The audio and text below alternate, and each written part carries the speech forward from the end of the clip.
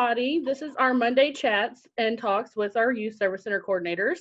We're here today with Ms. Candace Johnson from Kentucky Higher Education. She is here to help us with moving on to college, starting with things like FAFSA, tuition, jobs, careers. She's a wealth of knowledge and information, one of the most fabulous people I know, and my go-to and my resource for a lot of things. So please welcome her, and let's give her a moment to start going over some information that will hopefully be not only beneficial to you and your families, but make sure you share this with all your friends as well out in the district, because not every school has a YSC. So it's important to get this information out to all your friends that have children your age as well. Thank you. Thank you. If you have any questions, be sure and put those in the chat, and Ms. Kim Johnson will be watching the chat for us. Awesome. Thank you all so much for joining, and those who are definitely watching this recording. Thank you for pushing play on this. I'm gonna go ahead and share my screen. So just give me a moment. Okay, thumbs up that we can see the screen, or a nod. Okay, great. I can't see everybody in my view, but it's all good. I can see a few people. So again, I'm just appreciative to be able to present to the awesome Youth Service Center coordinators that I work with. Some I haven't worked with before, but maybe have worked with my colleague, Stephen Held. I am proud to be an a senior outreach counselor for Kentucky Higher Education Assistance Authority. And this slide just gives a brief summary of who we are and what we do. And so I've been blessed to work as an outreach counselor for KIA for 10 years this year, which is amazing. And so what I've been able to do is work with students and families here in Jefferson County, but also Shelby and Oldham County. I don't want to leave my other counties out. And I really believe I have the best territory. I've met some amazing students, families, and professionals in this work. And really it's about us working together to help our students and get to where they want to go, and hopefully that's through the pathway of post-secondary education. And so as a state agency, our mission is to help our students and families plan, prepare, and pay for college. And we do that by providing a lot of information. So you all may have seen some of our publications like the College Circuit, which when I was mobile, right, when I could go in person, I always had an armful or a box full of books to give out. Also our Getting In publication, which we do send to every single high school across the state. But as we're in, doing a lot of things virtually, use our website as a resource. You'll see that at the bottom of every single slide. And so every physical publication we have in a PDF file on our website. And then we offer hands-on help. I'm still available to help students actually do their FAFSA, and we can share screen on Zoom or Google Meets or Microsoft Teams, whatever platform is best for the students, or FaceTime, text message, all that good stuff. And then helping students with their keys, the KEYS scholarships, I'll talk about that. And then one thing we like to say, we give out money. As a state agency, we administer our state's financial aid programs through the form of grants and scholarships. We also have a private loan product, and I'll talk about that. And then we administer our state's 529 college savings plan. So for parents or even professionals who watch this and maybe have younger children and are already starting to think about, their college, and I would definitely encourage you to look into our 529 plan, and you can find out more information about that on our website as well. So that's a little bit about us. As I said, I've been working with KIA for 10 years, but working in higher education, college access work for, oh my goodness, like 15, 16 years. And I love what I do. So we're gonna go ahead and jump in to talk about financial aid, and of course, talk about the FAFSA form. So we'll go to the next slide. So in terms of financial aid for our students in post-secondary opportunities, there are really four main types of financial aid that I want to discuss right now. These are ways that students pay for college. And so one of the ways is through grants. We like grants. Grants don't have to be paid back, which is great. Grants are based on need, and I'll talk about need shortly when I talk about the FAFSA form. And a grant could come from The state government at KIA, as I mentioned, we give out money, so we have grants that we administer. Also the federal government, and then colleges. Colleges, institutions may have grants that they give to students that are going to be attending their college. Scholarships, you'll hear a term called merit-based scholarships. And merit-based really refers to an academic scholarship, which is a fancy word for academics. So when you think about test scores and GPA that students have in high school and having to apply for scholarships based on, or them being awarded a scholarship based on their GPA and test scores, that's merit-based. And then there's performance-based scholarships. And so that could be based on a student's, athleticism, them being involved in athletics, or maybe dance or theater, or even, some other special or unique talent that they may have. There's scholarships available for students in that regards. And then work study is another form of financial aid. And when I was in college, a while ago, I was blessed to have a work study position. I worked in an office, I answered phones, I did whatever my boss told me to do, ran around campus, making deliveries. But that was a job that I had where I earned a wage, and I could use those funds towards paying for college. And so a lot of students do take advantage of that. And that is a form of financial aid. And then last on this list, and we have it in red on purpose so it stands out, are federal loans. And so that is a financial aid program I'm sure everyone is familiar with. Not that you want that to be your first go, right? You really want to utilize the free options first. But a loan is a financial aid program, and the federal loan has to be paid back. It's money that you borrow from the federal government, and it has to be paid back. And so the first step in applying for most of the financial aid is filling out the FAFSA form. It's called the Free Application for Federal Student Aid, and the website's listed there. But don't worry, I have another slide to go into more detail about that. Right here. So what exactly is the FAFSA? As I mentioned, it is the free, keyword free, application for federal student aid. It's an online form to apply for the programs that we just discussed. And so this is a screenshot of what the website looks currently. And so you can actually see the web address, which is different from the one on the previous slide. Use this one.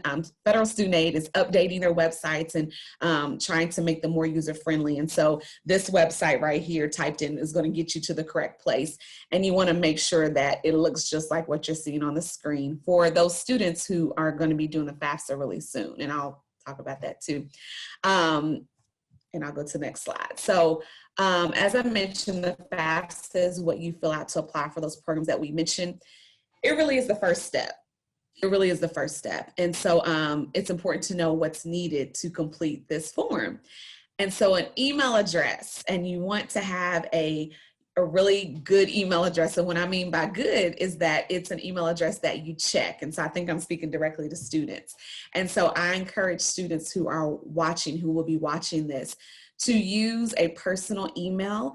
You probably know this, but your school email, once you graduate, you will not have access to that for very long, maybe a few months after graduation, but after that, you won't have access to that. So as you're filling out the FAFSA form, please use a personal email address. We like to say professional email address, where it's like your first name or your last name, so that when you're emailing colleges or getting correspondence from admission counselors or even from federal student aid, that they have an email address, they know who it is, right? Based on it being like your first name or last name, or maybe an abbreviation. Also a good working phone number. The FSA ID I will talk about, that is a login. That's actually something that you need first before you start the FAFSA application. Every student needs an FSA ID and one parent, and I promise I'll talk about that so that it's clear. Students will need their Social Security number. So if the student doesn't know their Social Security number, they definitely want to talk to their parent or their guardian to get that information, because it's just one of those things. I feel like once you become a senior, it's one of those things you need to memorize, because you're going to need to know your Social Security number like the rest of your life. If a student is not a U.S. citizen, we will need, if they are a permanent resident, the FAFSA does ask for their permanent residency number, which can be found on their green card. So definitely want to share that. One of the main things the FAFSA asks for is financial information. And so for the, when I get my years correct, the 2021-2022 school year FAFSA, which is the FAFSA that's out right now for students who plan to start college or are going to be in college in next school year, the 21-22 school year, the FAFSA form is asking for 2019 federal income tax and financial information. And so if parents or even students are tax filers, they will need to upload that information, or if they receive W-2s from 2019, you can use that information to type in how much you earned from 2019 or any other records of money earned. If applicable, you will need bank statements and records of investments up to the date that you are filling out the FAFSA, and any records of untaxed income. That's not for everybody, but if applicable, and you will see that question come up if it is something that you have to answer. And so as well, students who are dependent students, meaning they are under the care of their biological parent, will need their parents' information, date of birth, parent social security number, marital status, and the date the parent was married, divorced, or widowed. So those are some of the things that are needed to file the FAFSA. And the great thing is as you are filling the FAFSA out, there's helps and hints. There's a little question mark symbol. You can click on and it will explain exactly what you need, in case you need some further guidance as you're filling out the form. So there is help available. All right. So I mentioned the FAFSA.ed.gov website. I might not have said it out loud, but you all saw it on the screen. There's also an app, which I'm excited about because if you're like me, you fill out forms online on your phone a lot. And so the My Student Aid mobile app can be downloaded from your app store. And I like it. It's really user-friendly. I mean, look at these colors, look at the little icons. I mean, it makes it really, again, user-friendly for students and parents to fill out. And so students have had great success filling it out because they're used to filling out forms on their phone. So if that's something you want to do, definitely download the app. The website is mobile-friendly too, so if you want to use your web browser on your phone, you can go directly to FAFSA.ed.gov to complete the FAFSA. So in terms of the process, just kind of summarizing some of the things I've already said, you all know this, that the FAFSA basically is required. It's just one of those things that you have to do. And so it's done during the senior year of high school and then every year that the student is in college. So just in case we have students or families who are watching this and you might not have a senior just yet, it's still good information to know and hold on to, but know that the FAFSA does not get completed or shouldn't be filled out until the student's senior year. They're applying, for financial aid like a year in advance of them starting college. And so it is required for the federal and state and most institutional aid.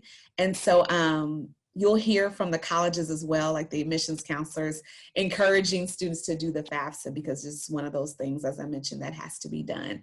And so the 2021-2022 school year FAFSA became available October 1st. And it's open, it's available. So if you're a senior watching this and you have not completed the FAFSA, it's okay, but go ahead and complete it, or at least start it. And if you have questions, you can definitely reach out to me. Or, one of your youth service center coordinators, and they can connect you to me or your school counselor as well. And so, as I mentioned, you're going to be asked about income information, and you're going to use the 2019 income information. What is really, helps with completing the form more accurately is the IRS data retrieval tool. And you'll see that language in the third bullet point on this screen, on the slide. And what's great about this is that embedded in the FAFSA is a way for that tax information to come directly from the IRS and be uploaded to the FAFSA form, which is like, yay. So you don't have to type in things manually, at least not everything. And so if students and parents are able to use this tool, it works great. You definitely want to use that as we mentioned on here to ensure accuracy. If taxes were not filed, you would estimate using, you can estimate using W-2s or even the last paycheck stub from, that showcases the year to date for 2019. On the FAFSA form, you may be thinking, okay, how do my colleges get my information? Well, on the form, the student would choose the colleges that they want to send their FAFSA to. So these should be schools that they have either applied to already or are strongly considering applying to. And so it is okay if a student hasn't finished applying to their colleges to go ahead and complete a FAFSA form. And then just when that FAFSA is submitted, the student, you should go back and, or not go back, but you should then finish or start applying to your colleges, because you will not be notified about your financial aid from your colleges until you've been accepted, which means you have to apply. So that's, you know, that's kind of the process that's going on in the fall of a student's senior year. So you can actually choose up to 10 colleges to include on the FAFSA form. If you have more than 10, go ahead and submit it with the 10, because you can only do 10 at a time. And then you can go back and add, or you would have to delete how many ever you need to delete to add the additional colleges that you want to add. And don't worry, they still get your FAFSA information. It's all electronic, so they're able to still download it. So you can add additional colleges. So the very last bullet point really is the first step before you start the FAFSA, and it's obtaining an FSA ID. And that's the website that you want to go to create your FSA ID. The FSA ID, because we love acronyms, stands for Federal Student Aid Identification. And so basically it serves as a login to the student's FAFSA. And so you can see, and I'll just move my little cursor around, this is the first page of this FSAID.ed.gov website. And you see it's going to ask for an email. So tying back to what I mentioned about having a good email. And so this is where, this is the website the student would use to create their FSA ID. It's basically a username and password. And once that's created, then the student can log into the FAFSA, FAFSA.ed.gov, with their FSA ID. So every single student that plans to complete a FAFSA needs to create their FSA ID, and then one parent, just one parent. And so the parent's FSA ID serves as their electronic signature. And also serves as how the tax information can be uploaded using this data retrieval tool. And it will all make sense once you complete the FAFSA, because it's embedded and really walks you through how to upload that information. So you'll see, parents, you'll see where you need to type in your FSA ID. All right, I'm gonna keep going. So some hints with the FSA ID, I've already talked about email address like extensively, so I won't read through that one, but you will be asked to choose 4 security questions, and that's just in case you forget your password, but I feel like you're gonna remember your password because you're gonna write it down somewhere, you're gonna put it in your phone or give it to your parents so they can help you remember. You're gonna be asked to verify your email and cell phone number, so you'll get a code sent to your email address and your phone to type into the FSA ID website. And a lot of websites do that, secure websites do that, so I know students are familiar with having to verify certain things. And I already mentioned, you know, write down your FSA ID. Every year you're going to complete or renew a FAFSA, and so you'll need that same FSA ID to be able to renew your new FAFSA each year. So you definitely want to keep it somewhere. Because every year you're in college, you'll renew your FAFSA. All right, so I'm going to get into kind of some technical details about calculating financial aid, and will hopefully bring some clarity to the process. So you know, okay, how do they know how much I'm going to get? When am I going to know how much I'm going to get? How does all that work? And so in terms of how financial aid and need is calculated, what happens is colleges and the state government and the federal government take all of that information that is answered on the FAFSA form, and an EFC is created. An EFC stands for Expected Family Contribution. That actually is a number that's generated based on the questions that are asked on the FAFSA and the answers to those questions. So that number is subtracted from how much it costs to go to XYZ college, and then that's how financial need is determined. And I have a few more slides that will help bring more clarity. So when you're thinking about the cost of college, I think we know kind of right off, okay, you got to pay for tuition and fees. That's a given, the classes that you're going to take. If you're living on campus or if your student is living on campus, there's a cost to that. And so tuition and fees, room and board, those are direct costs. The student will get a bill. I remember getting a bill in my little campus mailbox, you know, for tuition and fees and room and board. I was blessed to have a scholarship, but I still had a bill with my name on it and I could see that cost. And so it will be the same for your student or for students. And so some indirect costs that we definitely want to keep in mind is, you know, if a student is maybe going to commute to their college campus, especially if they plan on staying in the city, there's going to be transportation costs if they do have a car and have to park right near campus. Books and supplies, they will need that for their classes, so there is a cost to that. And then miscellaneous, I mean, we know miscellaneous is wide open, right? So that could be a student athletic fee or a technology fee based on the type of class that they're going to take. So as students and parents and guardians, as you're doing research on various colleges, just I encourage you to know how much it costs. You can find that information, of course, through Google. On the college website, they have, you know, PDFs and charts that share how much it costs to go to that particular college. And if you go, when you go to the websites now, like in 2020, you're going to see the cost of attendance for this current school year. Colleges don't know just yet those costs for the 2021-2022 school year. And so you'll really start to see those updated numbers in the springtime of 2021. But it's good to see, you know, it's good to know kind of what you may be, you know, looking at in terms of costs, seeing an estimate. So the expected family contribution I kind of mentioned comes from what's answered on the FAFSA. So it's from the FAFSA calculations, and it is a formula that's set by Congress. It's a measure of how much the student and family should be able to pay. Okay, again, it's based on information from the FAFSA, and that's what the schools and government use to determine a student's eligibility for need-based financial aid, which we know grants are need-based. There are some scholarships that may be need-based. There's a loan that's need-based, and I'll talk about that. And work study is a need-based program as well. So what happens after the FAFSA? So a couple of things. So once the FAFSA is submitted, the student gets an email, right? An email saying that the FAFSA has been submitted. It's a confirmation email, and it will also show a couple of things. Next steps, there's like 5 bullet points that talk about what happens next. Also, the student will see their EFC, so that's good to know. And the student will also see an estimate of federal financial aid that they may be eligible for. So that's what happens as soon as the FAFSA is submitted. In about 2 or 3 days after the FAFSA is submitted, the student will receive another email with a link back to the FAFSA so they can view what's called their student aid report, or SAR, because acronyms, right?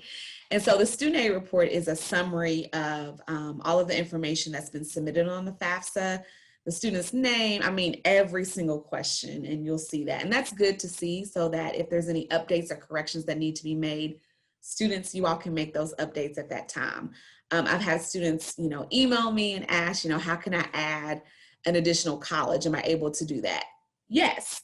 Once the email is received with the link to the student aid report, the student can log back into their FAFSA and add another college, or, you know, change an email address or update an address if that was listed incorrectly. So you definitely can go back in and make those updates. So again, students, as soon as they click submit on the FAFSA, they get a confirmation email right then and there. And then about 2 or 3 days later, they'll get another email saying their FAFSA was processed and a link to log back in and view their student aid report. They can make updates and corrections. Colleges are receiving their FAFSA information, and students will start to receive financial aid award letters. This usually happens in the springtime. So if a student does their FAFSA in October, November, or December, they've also applied to their colleges and been accepted is the key word, right? Then they will receive a financial aid award letter in the springtime. And usually that's could be January, February, March, April, depending on when the student applied, right, for college and got accepted, and also for FAFSA form. But usually in the spring is when not usually, in the spring is when colleges start to send that award letter. Students may actually receive a letter in the mail. A lot of colleges, though, are emailing students with a link for them to log into the college's portal to view their financial aid award letter or a notification or a package. You'll see that language kind of interchange, but basically it's a summary of the financial aid, every financial aid program that the student is eligible for, from grants to scholarships, to student loans to work study. Okay, and I have a sample award letter on one of the slides that I'll show you shortly. And so as students are receiving, let's say a student applied to 4 different colleges and was accepted at all 4 colleges and included them on the FAFSA, they're going to receive 4 different award letters or notifications from those colleges. And so what I envision happens is that students and families are going to review these award letters and see what's been offered, look at how much it costs to go to that college, think about, what's going to be the best environment for their student. Does the college have the major, right, that the student's interested in going into? And then starting to make, that final decision. But also seeing, is there still a need? Do we still have unmet need? And so that's what we mean by covering unmet need. If the student doesn't have enough, right, to pay for that college, what are some other options that they may have? And we'll kind of talk about that. Professional judgment just refers to where a financial aid administrator can make adjustments on behalf of the student in case of an extenuating circumstance.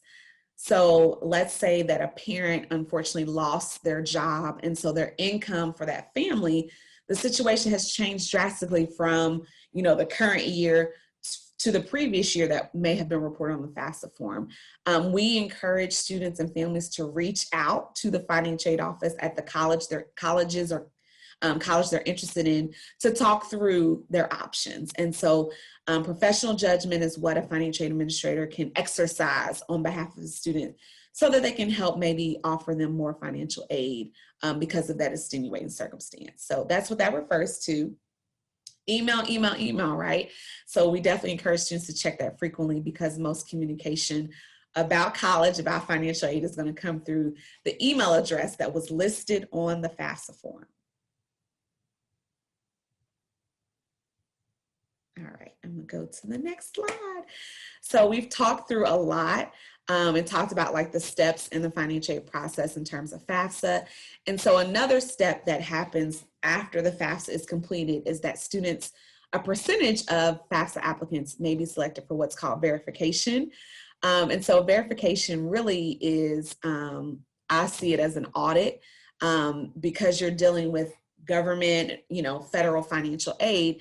Then this is a process to ensure that students are receiving what they're supposed to be receiving in terms of aid from the government. And so a student could be selected by the federal government or from the school directly, and it's confirming the accuracy of the information submitted on the FAFSA form. And so there will be an email sent to students. It may come from the college, or if it's a college that at Kia, where I work, if we are doing verification for that college, the student would get an email from Kia.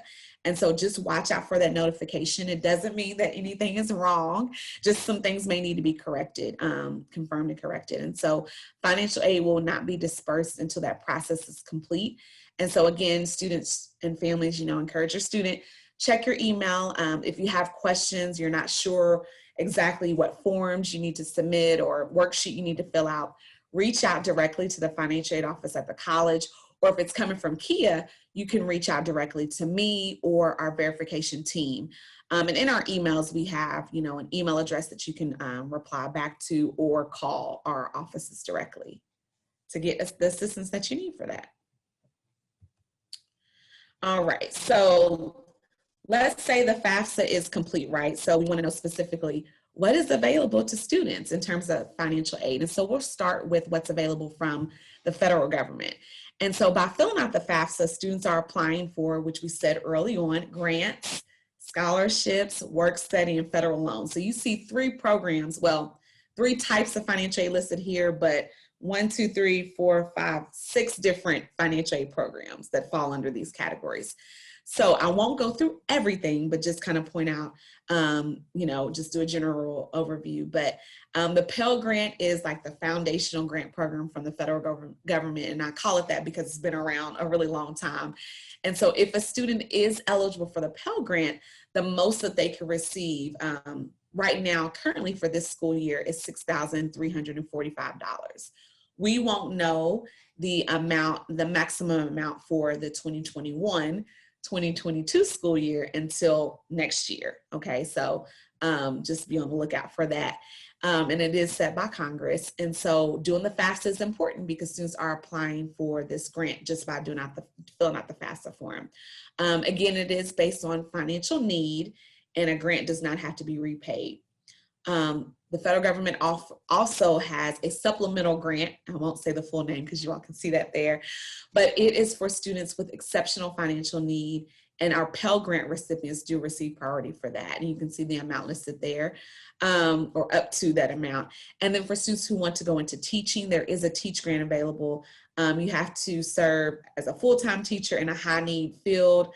If a student doesn't meet those requirements or fulfill those eligibility requirements, it does could turn into a loan. So we definitely want to be mindful about that Teach Grant. And then work studies listed here. And then we have two types of loans that can be borrowed on behalf of a student. The direct loan listed here is the federal direct loan program that an undergraduate, graduate, or professional student can borrow. The PLUS loan is what a graduate student or a parent of a dependent student can borrow. You can see the annual award amounts listed there too. So that's from the federal government, all by filling out the FAFSA form, right? And then from the state of Kentucky, I mentioned early on that we have grants that we administer. And so we have two. We have the CAP grant, the College Access Program grant, and then we have the Kentucky Tuition Grant. As a state agency who administers financial aid, we receive students' FAFSAs, and then we're able to notify students of their eligibility. So we have started to send out emails to students who have already completed their FAFSA. What I like is that if a student has an error on their FAFSA, we will notify them of that error and encourage them to correct that. And then we also email to let students know whether or not they're eligible for our grant programs. And then we also update it on our website. And so I encourage students to log on to kia.com, create an account. Two things there. More than two things, but one of the main things that students can do on our website is check their keys, award balance, but also look to see their eligibility for these state programs. Okay. The difference between the CAP program and the Kentucky Tuition Grant, is that with the Kentucky Tuition Grant, it can be used only at private colleges in our state. Okay. The CAP program can be used at our private, public, or even trade school, programs within our state. And again, the FAFSA is the first step in applying for this program. And then KIA, we will notify students of their eligibility through email. And if a student didn't include an email, we will send a hard copy letter in the mail. So those are our grant programs. Those are our two that we administer on behalf of the state. We have scholarships that we administer, and students may be familiar with this, but if we have any families that may view this or are watching this now that have younger students, this is definitely something to be aware of, is that we do offer a dual credit scholarship where students can take a college class as a high school student. So that's listed first. Students will work directly with their school counselor to, apply for any of the dual credit courses that they may be taking, and also to go on our website and complete the requirements for the scholarship, which is basically logging in and setting where the scholarship is going to go, what school the scholarship is going to go towards. And then we have a Work Ready Kentucky dual credit scholarship, and it's for students who are taking specifically career and technical education dual credit courses through colleges within our state. And so that was a mouthful, but again, students can work with their school counselor or even their youth service center coordinator to get assistance with signing up for those dual credit scholarships. And then the key scholarship I won't talk about now because I have a separate slide for that. We also have an early graduate scholarship certificate for students who will be graduating in 3 years or less. And then we administer the Work Ready Kentucky Scholarship, which for students who want to go into some qualifying sectors, healthcare, advanced manufacturing, transportation, logistics, business services, IT, and construction. And so what a great opportunity for students to get college paid for, which is amazing if they're going into one of those 5 career areas. And it goes towards a certificate, diploma, or an associate degree in applied science. So great opportunity. The application is on kia.com. A student does have to complete a FAFSA first, and then the Work Ready Kentucky Scholarship application actually does not become available until May of 2021. So we have a little bit of time, but I definitely encourage students, if that's something that you're interested in, go to our website, search Work Ready Kentucky Scholarship, and read all the information about that. All right, so I'll talk about KEYS because I just have to, right? I feel like it's one of our flagship scholarship programs. So you all can see what students can earn in their KEYS award. The minimum grade point average requirement is a 2.5, and that's for each year of high school. So a student they're building on the scholarship. And then we also award based on a student's highest ACT score that they earn before they graduate from high school. And so potentially a student can earn a maximum of $2,500 in this scholarship, keeping a 4.0 GPA throughout high school, and then a 28 or higher on the ACT. We, as I mentioned, will have this information on our website. And then we also send out letters every year. I love it when students email me, or, even being on virtual, I had a student at a high school show me his KEYS letter. And I was like, yes, I'm so proud of you. But he was proud to show me that, yes, I got the letter in the mail, and I'm excited that I'm earning this money that I can use as a scholarship for college, which is awesome. Another way students can earn additional KEYS money is based on taking AP, IB, or CAI. Got to throw those acronyms out there, but you all can see what they stand for. Classes as a high school student. The student does have to be eligible for free or reduced price lunch at any time during high school, determined by household income. And so students, if you receive fee waiver, that's exactly what this is talking about. You do have to take the exam for those classes. And if you score, you can see those exam scores in front of you, you can get additional KEYS money. And there is no limit to this bonus award, which is awesome. What's also pretty neat is that a student only has to be eligible at least 1 year for free reduced price lunch to be able to have access to this bonus award. Okay, so definitely keep that in mind. And we have more information about this on our website if you want to get some more information about that. So we know that KEYS can be used, the KEYS scholarship can be used at colleges across our state. What's newer about the program is that students can get a reimbursement for approved expenses if they go into an apprenticeship program. So, whether that's construction or HVAC or culinary, the apprenticeship has to be certified or approved through the Kentucky Department of Education and Workforce Development Cabinet, Kentucky Education and Workforce Development Cabinet. And then the paperwork for that is on our website. Students would have to complete a reimbursement form, and we'll pay up to the amount that they've earned in the KEYS scholarship. And we even reimburse for travel, which is amazing. So for students who may want to go into this pathway, before they go to a 2-year or 4-year institution, they can still access KEYS money, and it will be used toward any expenses they have through that apprenticeship program. So I definitely can see this program expanding, and a great opportunity for students who want to go in one of these pathways. Now, I mentioned the Work Ready Kentucky Scholarship. The one thing I just want to highlight again is that the application is on our website at kia.com, and it opens up in May of 2021. And it's not just for students who are, incoming college freshmen. It could be for students who are, maybe already working towards a certificate or an associate degree in applied science, but maybe just didn't know about the scholarship. I would encourage you to go ahead and apply.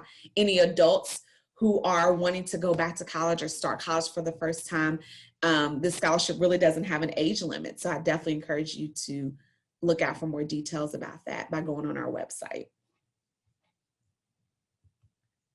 All right, so I gotta talk about loans. I don't want to skip out on that because we've talked about grants, we've talked about work study, we've talked about scholarships, particularly from the state of Kentucky. And so the federal loan, if you remember from the, I'll call them signpost kind of slide, it was the last option on that financial aid chart. And so from the federal government, we have the federal direct loan program, and the direct loan is what a student can borrow. And under the direct loan program, there's two types of loans. One is based on financial need, goes back to that language, financial need, and the other one is not. And so the subsidized direct loan that a student can borrow, basically the federal government pays the interest on the loan while the student is in school and during a 6-month grace period. For the unsubsidized, which is not based on financial need, the student is responsible for paying back that interest that accrues as soon as they borrow the loan.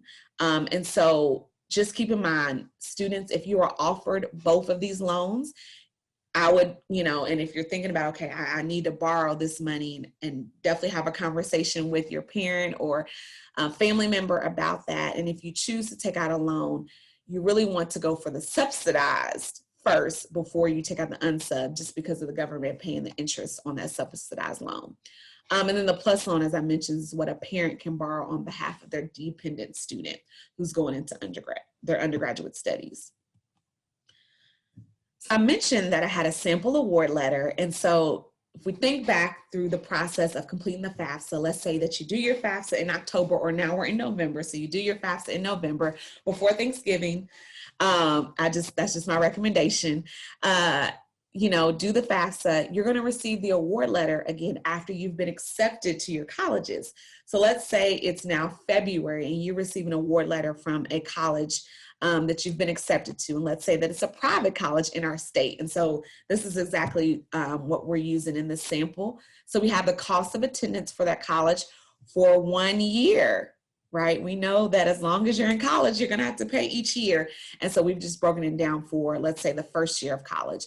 And so based on the student's FAFSA information, their expected family contribution, if you see this at the very bottom, was $2,120. So based on that number, we can now determine how much need-based financial aid the student is eligible for. So looking at, again, cost of attendance, expected family contribution, we can determine need. So based on that number, the student was eligible for the 3 grants. We kind of mentioned the Pell Grant, which is from the federal government, the CAP grant from the state of Kentucky, and the tuition grant, which can only be used at a private college. So that's why it's on this award letter for this private college.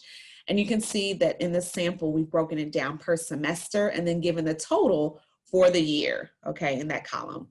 The student was also, they've received their KEYS award, so we list that there. One thing I didn't mention about KEYS is that KEYS is renewable.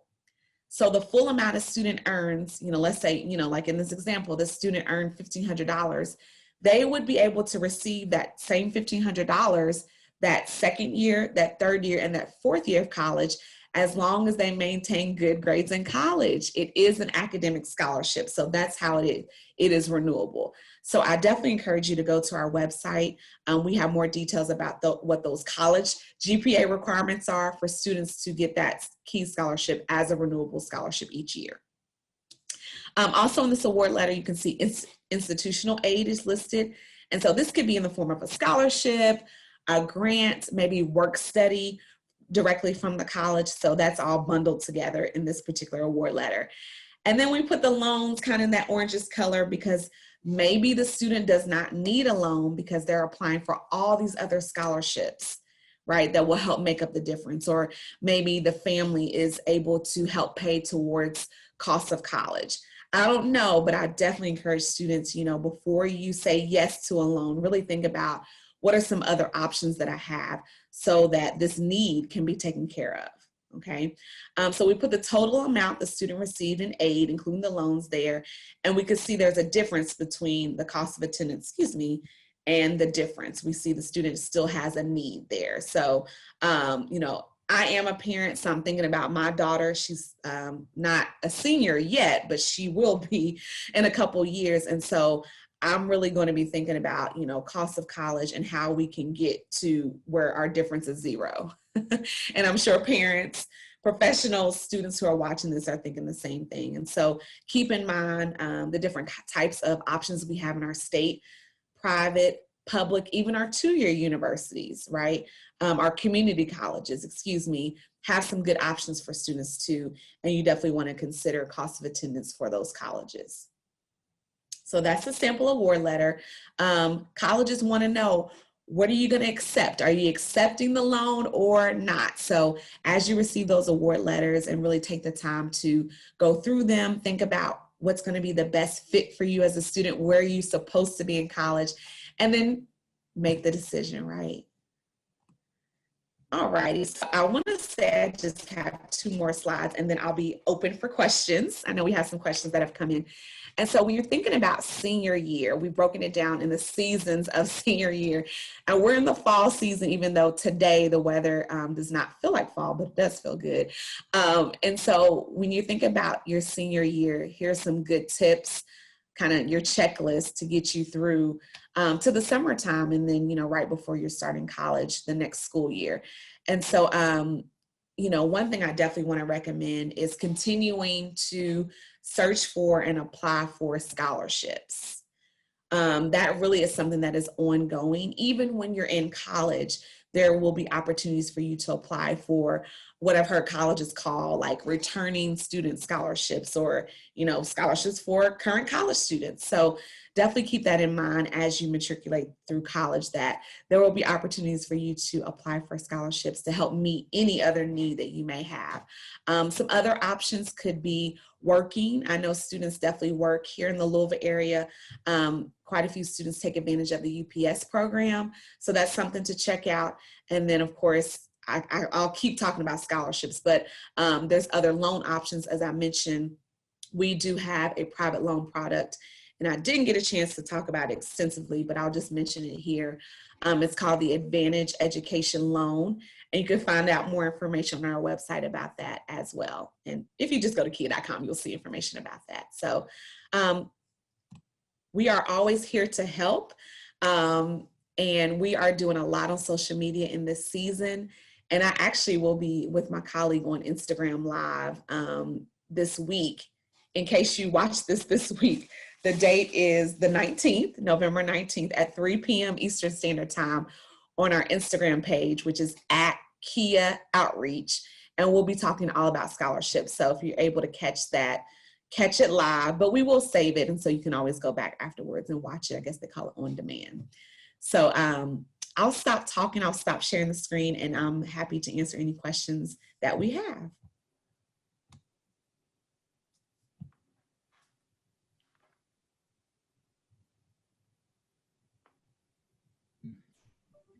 Okay, we've gotten some questions here in our chat.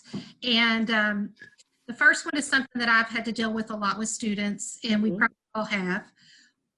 What if a student or parent is undocumented? Can they receive KEYS money? And if you could also touch on any of the FAFSA process for undocumented parents or students. Great question. So for our undocumented students, they are not eligible for the KEYS award. The KEYS scholarship, KEYS is for students who are U.S. citizens or permanent residents, meaning they would have a green card. And then in terms of FAFSA, fill out the FAFSA form, our undocumented students are not eligible for federal or state financial aid. And so what I would encourage our students to do, and it doesn't mean the students cannot go to college. I have worked with a lot of students who fall into this category, and they are doing well. They're in college. And so there is still a way for students to obtain that college degree even when they're undocumented. So my recommendation would be, of course, students can reach out to me and I can work with them. Some colleges will still ask the student to complete a FAFSA to apply for any institutional, I think you all heard me say that word earlier on one of the slides, any institutional aid. And so they could fill out the FAFSA, and one of the main things on the FAFSA is the social security number. And so our undocumented students may not have a social security number, or if they have a social security number, it's a work permit social security number. And so in that case, if they have a work permit social security or social security number for work purposes only, or they don't have a social security number, we would put in all zeros for that student and still be able to complete the FAFSA form. However, before we complete the FAFSA form, I like for the students to reach out directly to the college to ask if they should complete the form for scholarship purposes, or if the college has a separate form for them to complete. I know some colleges have a separate form that students who are undocumented can fill out to apply for their specific institutional scholarships. So I said a mouthful, but the first step would be for students to, reach out, and they can call me and I can talk with them through it, and then also provide some resources. There's an organization here in our community that works with students who are undocumented and may have some financial resources. And then we have colleges that have personnel on campus, which is amazing, that work with students directly who are undocumented, or are DACA students who know the process and can help connect students to other students who are in their same situation and who are thriving in college in that regard, and have the means, have it paid for. So I hope that helps and answers that question. Okay, we've got another one. Is a student able to use their KEYS money outside of the state of Kentucky? That's a great question. So it depends. It's a yes, maybe, right? Italicized, yes, maybe, kind of. So it depends on the college. So there's a program called Academic Common Market. And if students and families just Google, I know I say Google, but really, instead of me giving you a long website that I don't remember, if you just Google Academic Common Market Kentucky, you'll get to the website that talks all about that program. And basically how it works is that there is a group of colleges, most of them are south of Kentucky, Tennessee, in the state of Tennessee, in Georgia, South Carolina, that have colleges that have majors, that have programs that are not offered at any college in Kentucky. And so I like to use the example of marine biology. So in Kentucky, we do not have any colleges that offer marine biology as a major, but there are colleges that do, and allow a student to attend there, pay in-state tuition, which is amazing, right? Instead of out of state, and then for that student to still use their KEYS award. So there are colleges that, work with us at KEA because the student is majoring in something that's not offered in Kentucky. They can take advantage of that and still be able to use their KEYS award. So again, that program is called Academic Common Market Kentucky, and students can go on that website once they Google that and choose the state, choose the college, and see the majors that fall under this, Academic Common Market program. What I will say is that, because I get a lot of questions about, what about Ohio or what about Indiana, because they're border states, can we use KEYS money there? You can't. We're not sending Kentucky money to Ohio or Indiana. However, some colleges may match the KEYS award. So I would encourage students and families, definitely tell whatever college you're thinking about out of state about the KEYS program, and that I like using this kind of language, you're forfeiting that scholarship by coming to their college, and almost like you're really selling, that you really want to come there, but unfortunately you're leaving the scholarship behind. Do they have anything comparable to the KEYS award? And some colleges do match, using their own scholarship and endowment funds, match what the students would have received, or maybe even more in the KEYS award. So I say all that to say it does not hurt to ask, and ask again, even if it's in August, right before school starts. Ask the financial aid office. Asking, you shall receive, right? That's a good principle. Okay, I know we all have students who live with other family members, but maybe they're their legal guardian. So can you talk a little bit about how that FAFSA works when they ask for the parent financial information if the student isn't living with the parent? Great question, great question. So yes, if a student is not living with a parent and they are, I'll talk about twofold.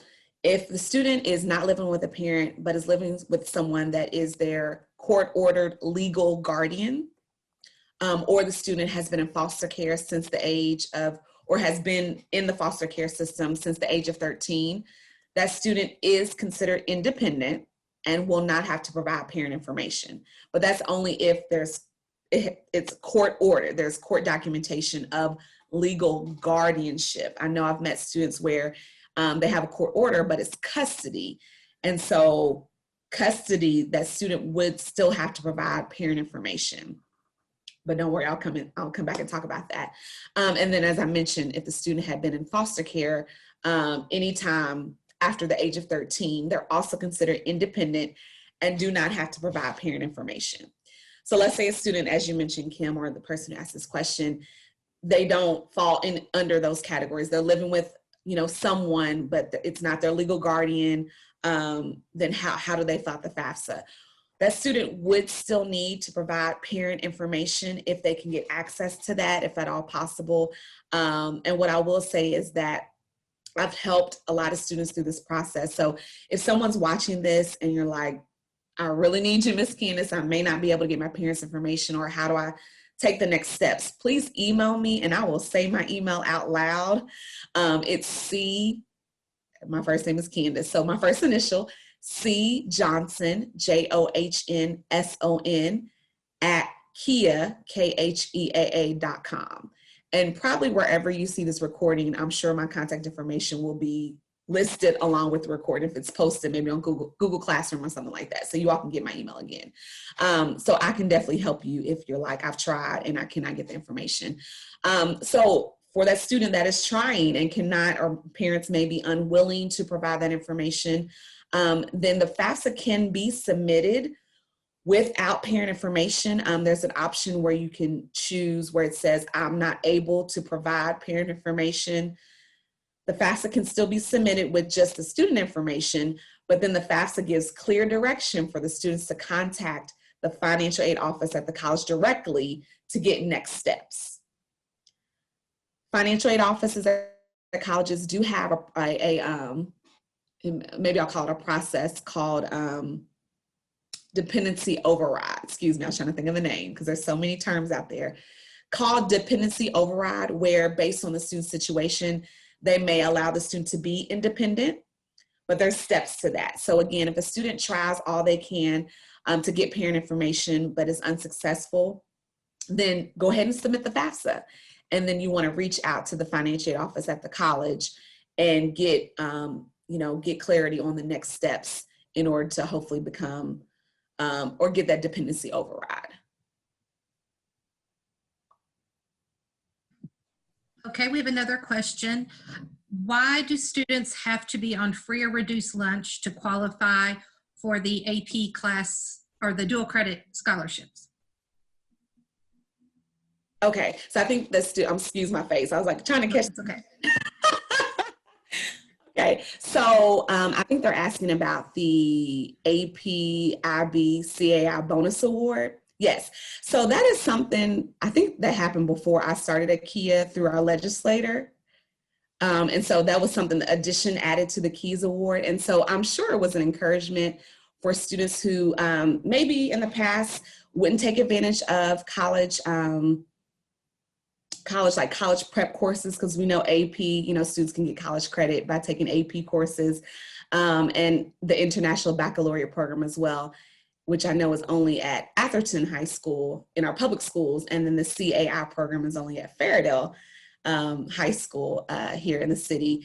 And so, I don't have, I guess, a real, let me not say real, but answer to that. But, I know it was something that was added in addition to the KEYS scholarship, not just the base award in terms of GPA and then the bonus award for ACT, but really encourage students to take advantage of those courses to get college credit and as an incentive to award them for doing well to get the extra bonus money. So you mentioned that if a student, that students can apply for, that Kia has a dual credit scholarship.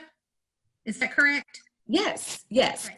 But they do have to be on free or reduced lunch to qualify for that. I'm sorry, no, thank you for asking.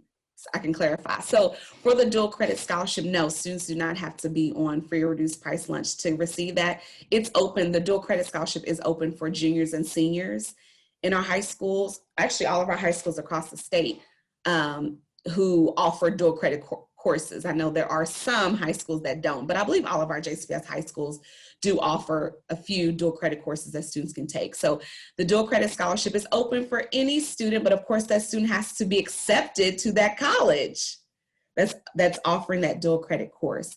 And I know some of our teachers are certified to teach dual credit, so students don't have to, you know, well, I know now a lot of things are virtual, but I know we do have some high school teachers that are the ones that are teaching that dual credit class. So I hope that answered it. So the free and reduced lunch is just for the KEYS bonus award for APIB or CAI exam scores, but the dual credit is open for any student.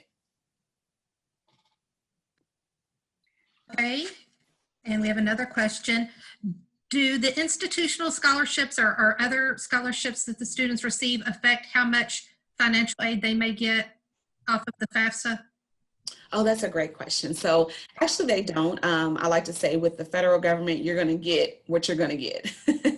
And so if a student is eligible, you know, based on an expected family contribution for any federal or even state financial aid, you're going to get that amount. Now, what could impact, you know,